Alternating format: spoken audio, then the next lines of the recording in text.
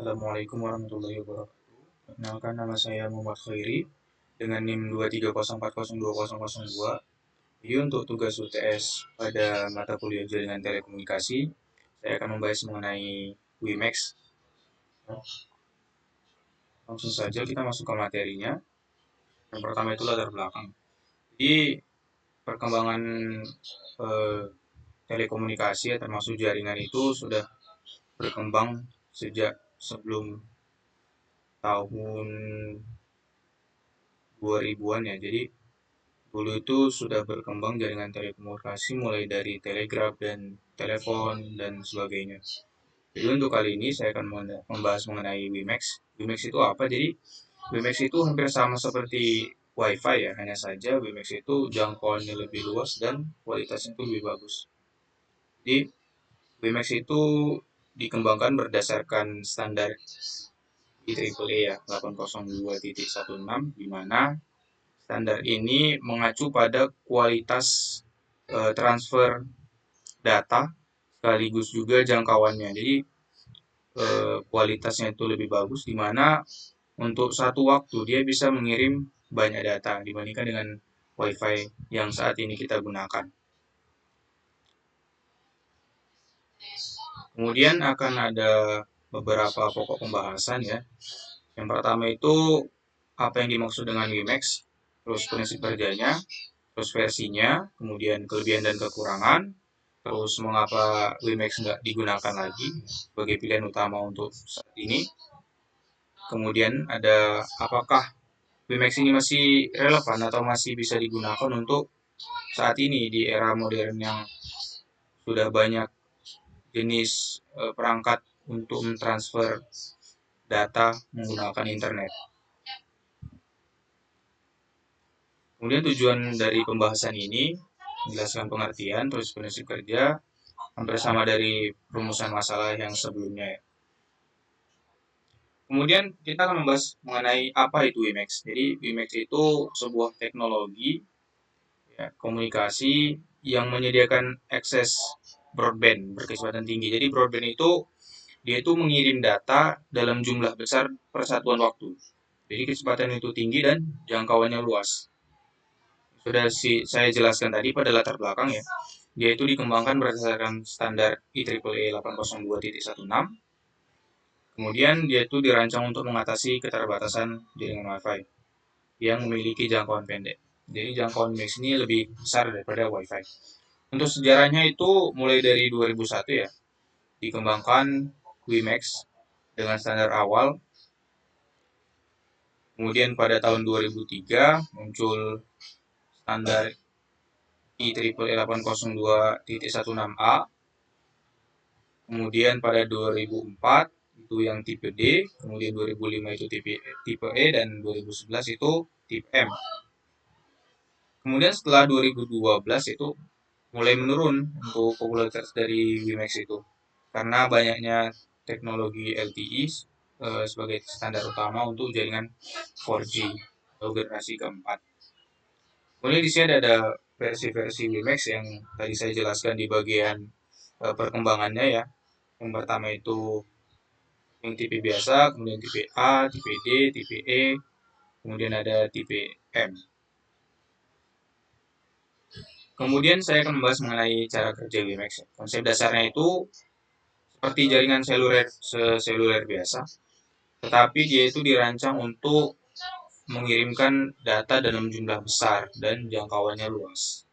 Jadi untuk komponen utamanya itu ada dua, itu base station, itu menara pemancar ya, yang terhubung itu ke internet melalui backbone kabel atau satelit.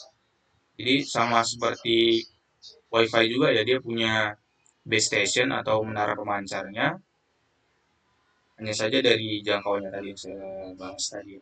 Kemudian yang kedua itu adalah subscriber station atau customer premise equipment atau pengguna. Jadi bisa itu laptop atau antena rumah atau handphone dan sebagainya. Kemudian untuk alur koneksinya itu dari base station, dia mengirimkan sinyal frekuensi radio ke area sekitar sampai 50 km ya, lumayan jauh 50 km untuk WiMAX itu sendiri. Kemudian si subscriber itu menerima sinyal, kemudian menggabungkan ke perangkat yang digunakannya itu. Kemudian pengguna dapat mengupload data atau mendownload data mirip seperti koneksi kabel broadband, tapi dia tanpa kabel. Kemudian ada teknologi pendukungnya, ada OFDM, terus transmisikan data dengan efisien dan tahan gangguan, ada QEM, ada menentukan kecepatan berdasarkan kualitas, ada QoS, itu mengatur prioritas lalu lintas data. Kemudian keunggulan mekanismenya itu jangkauannya luas, kemudian bisa untuk pengguna tetap atau bergerak, kemudian cocok untuk daerah minim infrastruktur kabel seperti di pedesaan, karena di pedesaan itu masih sedikit ya kabel-kabel di sana sini, maka sangat cocok untuk WiMAX ini digunakan karena jangkauannya yang sangat luas dibandingkan dengan WiFi. Di sini ada gambar untuk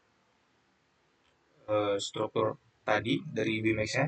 Jadi ada base station-nya, kemudian base station ini memancarkan frekuensi radio ya kepada si pengguna. Di situ ada contohnya ada laptop, terus WiFi, hotspot ya. Kemudian ada perumahan-perumahan yang menggunakan internet akses. Selanjutnya akan membahas mengenai kelebihan dan kekurangan dari WiMAX. Kelebihannya itu jangkauannya ya, bisa sampai 50 km untuk pengguna tetap, kemudian 5-15 km untuk pengguna bergerak. Jadi maksudnya apa? Jadi pada saat pengguna itu diam di tempat saja dan tidak bergerak kemana-mana, maka itu jangkauannya sampai 50 km. Sedangkan jika dia bergerak, maka jangkauannya itu 5-15 km. Jauh. Kemudian kecepatannya. Jadi kecepatannya itu hingga 1 giga per second. Dan itu untuk fix WiMAX ya, untuk kualitas WiMAX aslinya. Kemudian untuk yang mobile WiMAX itu 100 megabyte per second. Ini kecepatan yang sangat-sangat luar biasa ya, dibandingkan dengan kecepatan akses internet saat ini ya, mungkin itu tidak sampai 1 giga per second. Kemudian memberikan akses internet di daerah tanpa infrastruktur kabel. Ya, seperti yang saya jelaskan tadi, cocok untuk di bagian pedesaan karena tidak banyaknya kabel di sana, dengan jangkauan yang sangat luas, kecepatan yang sangat tinggi, maka itu memberikan akses yang lebih berimpact lah daripada WiFi. Kemudian dukungan untuk perangkat bergerak seperti laptop, smartphone, dan modem USB. Kemudian menggunakan teknologi OFDM dan QAM, transmisi data yang lebih efisien ya. OFDM itu untuk data yang besar, QAM itu untuk kecepatannya. Kemudian kekurangannya apa? Kekurangannya itu keterbatasan infrastruktur karena pembangunan yang cukup besar untuk WiMAX ini ya. Kemudian memerlukan investasi besar dalam pembangunan base station dan infrastruktur. Ya, seperti yang saya katakan tadi, dengan eh, base station yang besar maka akan memerlukan cost yang besar juga pastinya. Kemudian intervensi sinyal ya. Kekurangannya yaitu rentan terhadap gangguan dari cuaca dan tangan fisik, gedung, dan pohon. Jadi semakin banyak atau tinggi-tinggi pohon di daerah tersebut, maka akan terjadi gangguan yang berasa bagi BMX ini. Maka dari itu, untuk mengurangi itu, tinggi base station itu akan dibuat lebih tinggi untuk menghindari adanya gangguan halangan dari gedung dan pohon. Kemudian dari cuaca ya, dia rentan apabila terjadi petir, maka akan terjadi gangguan ataupun terjadi mendung, hujan dan sebagainya, maka akan terjadi gangguan pada kecepatan si WiMAX ini sendiri.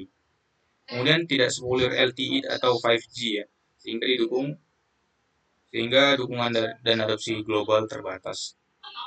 Jadi untuk saat ini yang sangat-sangat pesat berkembang itu bagian LTE atau 5G, mulai dari generasi pertama, kedua, hingga saat ini sudah ke generasi kelima.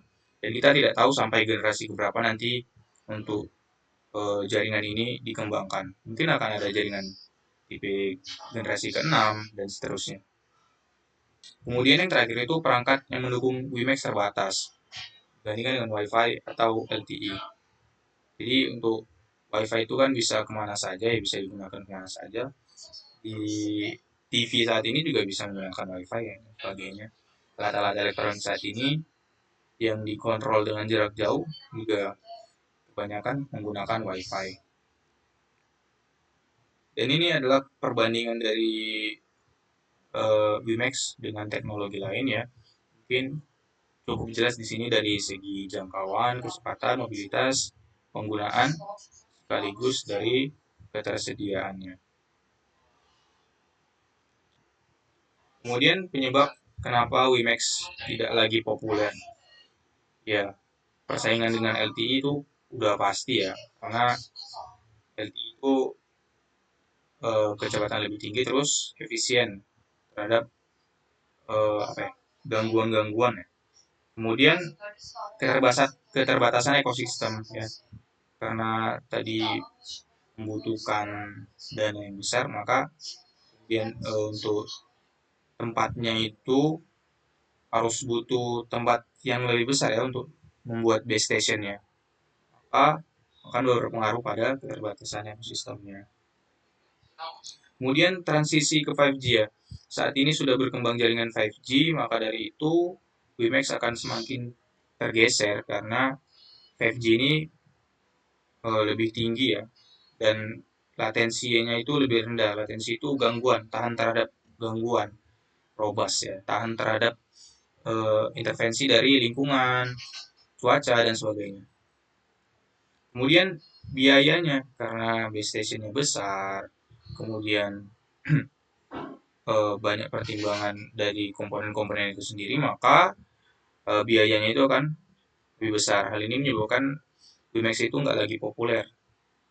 Kemudian ada keterbatasan dukungan industri, ya, karena saat ini layannya itu lebih fokus kepada jaringan LTE atau 5G, sehingga WiMAX itu tidak lagi diperhatikan oleh industri-industri jaringan, sehingga akan semakin tergeser.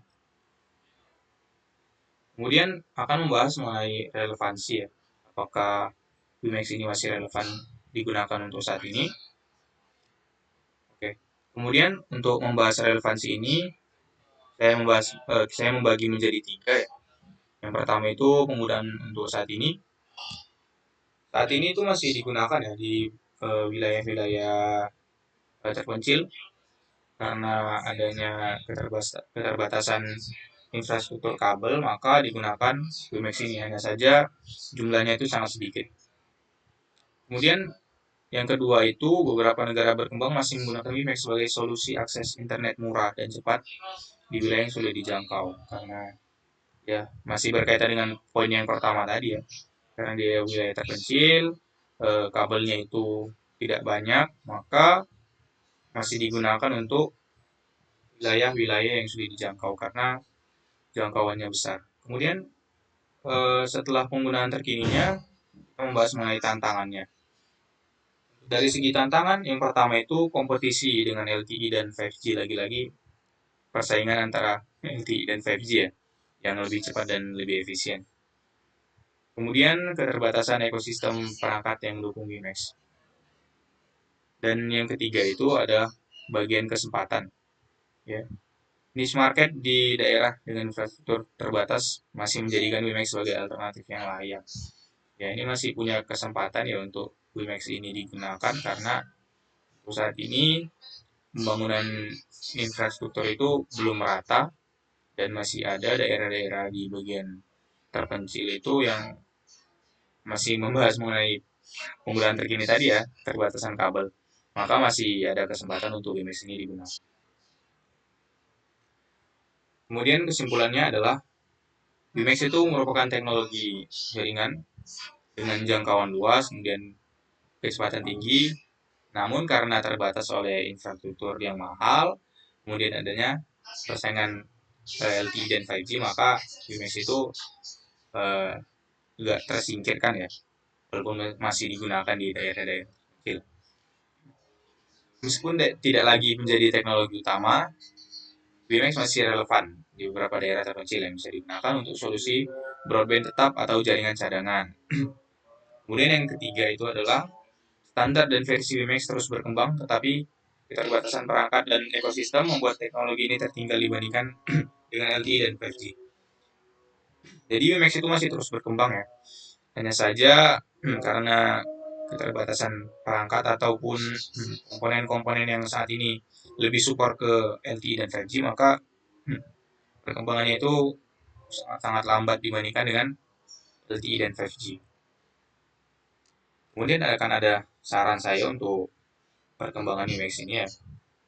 Itu yang pertama, WiMAX bisa tetap digunakan untuk menyediakan akses di daerah-daerah terpencil supaya adanya tetap jaringan di daerah-daerah terpencil tersebut. Kemudian eksplorasi inovasi jaringan hybrid, yaitu kombinasi WiMAX dengan LTE di daerah tertentu bisa memperluas jaringan internet ya. Jadi harus adanya inovasi yang dimana WiMAX ini digabungkan dengan LTE, di mana kecepatan dan jangkauannya yang luas dari WiMAX, kemudian cost yang lebih sedikit dari LTE ataupun 5G.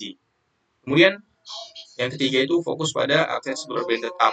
Jadi untuk aplikasi seperti koneksi rumah atau koneksi kantor, WiMAX masih bisa dipertimbangkan sebagai solusi yang efisien di daerah tertentu. Jadi karena kecepatan tetapnya tadi sampai 1 GB per second itu sangat cepat ya.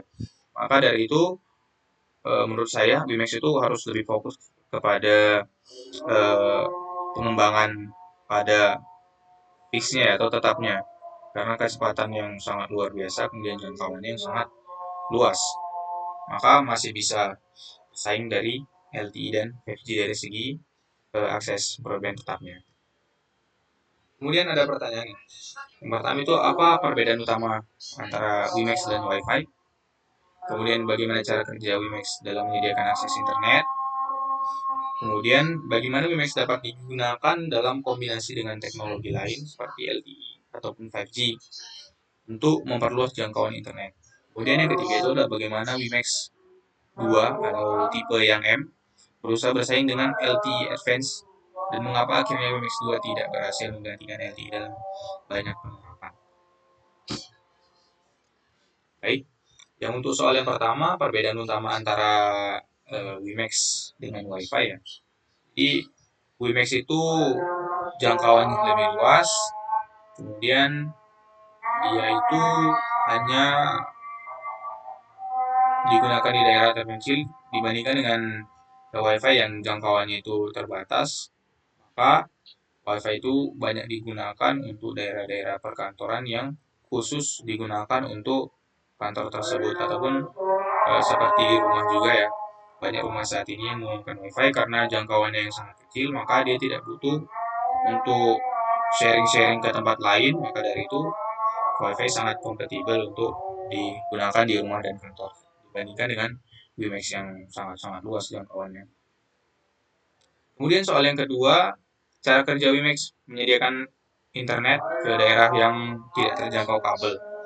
Jadi yang seperti saya jelaskan pada slide saya sebelumnya, jadi WiMAX itu dia menggunakan frekuensi radio ya, menggabungkan base station dengan penggunanya sehingga pengguna itu bisa mengakses internet tanpa memerlukan kabel. Sama seperti base station Wi-Fi, hanya saja jangkauannya lebih luas.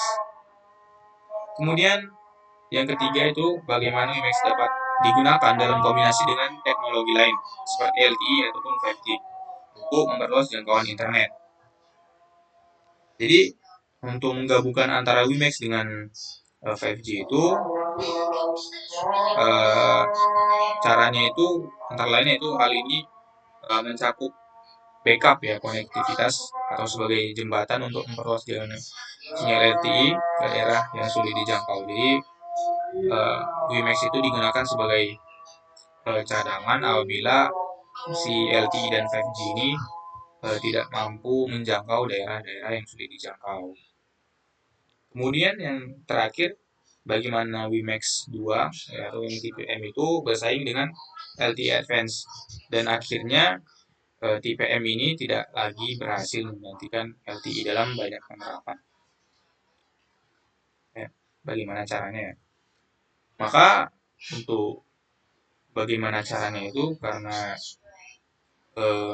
WiMAX itu sebenarnya kecepatannya itu lebih tinggi, kemudian fungsionalitas lebih baik dibandingkan WiMAX pertama, akan tetapi LTE Advanced itu memiliki dukungan lebih luas dari operator selulernya. Jadi dari industrinya juga lebih condong ke LTE Advanced dibandingkan dengan WiMAX. Dan sehingga LTE Advanced ini akan terus berkembang dengan pesat dibandingkan dengan WiMAX. Pada dari itu, dia bisa bersaing dari segi kecepatan, akan tetapi dia tidak mampu bersaing dari segi perkembangan teknologinya. Sehingga WiMAX itu, khususnya WiMAX 2, tidak bisa bersaing dengan LTE Advanced untuk perkembangan teknologinya. Baik, ini untuk sumber-sumber yang saya gunakan. Ada dari jurnal dari Squark ya dan Torque dari General Information About the Standard, kemudian dari Britannica, ada juga dari WiMAX Teknologi, WiMAX in Computer Network, dan dari Wikipedia. Baik, terima kasih atas perhatiannya. Nah, sekian dari presentasi saya. Semoga dapat menjadi tambahan ilmu pengetahuan buat kita semua. Terima kasih atas perhatiannya. Assalamualaikum warahmatullahi wabarakatuh.